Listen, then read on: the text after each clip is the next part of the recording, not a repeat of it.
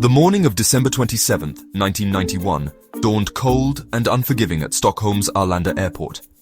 SAS Flight 751, a McDonnell Douglas MD-81, was scheduled to depart for Copenhagen, carrying the hopes and dreams of 123 passengers and a crew of 6. The aircraft, identified by its registration OI-CO, stood on the tarmac, its gleaming fuselage a beacon against the wintry landscape. The weather was a concern. The temperature hovered around freezing, with frost evident on the wings. De-icing procedures were carried out, a standard measure in such conditions. Little did anyone know that this routine procedure would hold the difference between life and death. The de-icing was completed, and with the all-clear given, Flight 751 taxied to the runway.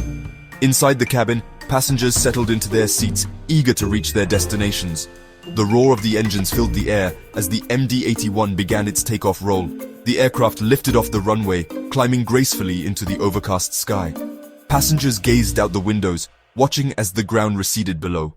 The flight seemed routine, a sense of normalcy settling over the cabin.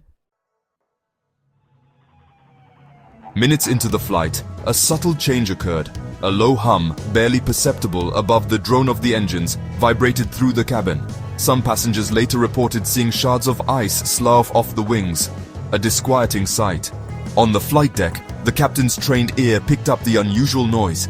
His eyes darted to the instruments, searching for an explanation. The hum grew louder, transforming into a worrisome vibration that shook the entire aircraft. Suddenly, the instruments began to dance erratically. Warning lights flickered, painting a chaotic picture on the instrument panel. The captain fought to maintain control as the plane shuddered violently. The situation escalated rapidly.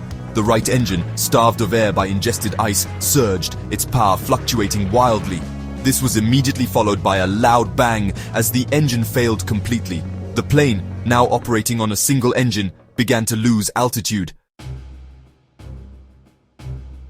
The captain and first officer worked feverishly, their training kicking in as they fought to control the crippled aircraft. Mayday calls were sent, piercing the tense silence on the frequency. The captain struggled to restart the failed engine, his efforts hampered by the erratic readings from the damaged systems. Adding to their woes, the Automatic Thrust Restoration, or ATR system, designed to prevent stalls, misinterpreted the engine failure. It reacted by increasing power to the remaining engine, pushing it dangerously close to its limits. Despite their valiant efforts, the inevitable occurred. The left engine, strained beyond its capacity, also surged and failed. The cabin lights flickered and died, plunging the passengers into darkness. The situation was now dire. Flight 751 was gliding silently, its fate hanging precariously in the balance. With both engines out, the crew had limited options. They had to find a place to land, and quickly. The captain, his voice calm amidst the chaos, announced their predicament to the passengers. Fear turned to panic as the reality of their situation set in. The ground loomed closer, the once distant landscape now rushing towards them with alarming speed. With remarkable skill and nerves of steel, the captain maneuvered the powerless aircraft towards a clearing in a nearby forest. He aimed for a field near the Gottrora church, a small patch of open ground that offered their only chance of survival. The MD-81 crashed through a stand of trees, the impact ripping the aircraft into 3 sections. The sound of crunching metal and shattering glass filled the air, followed by an eerie silence. Miraculously, despite the violence of the impact, there were no fatalities.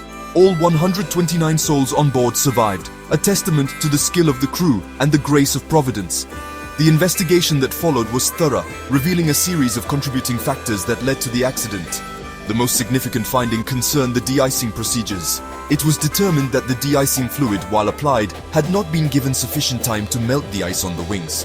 This allowed sheets of ice to break off during takeoff, leading to the engine failures. The investigation also highlighted the role of the ATR system.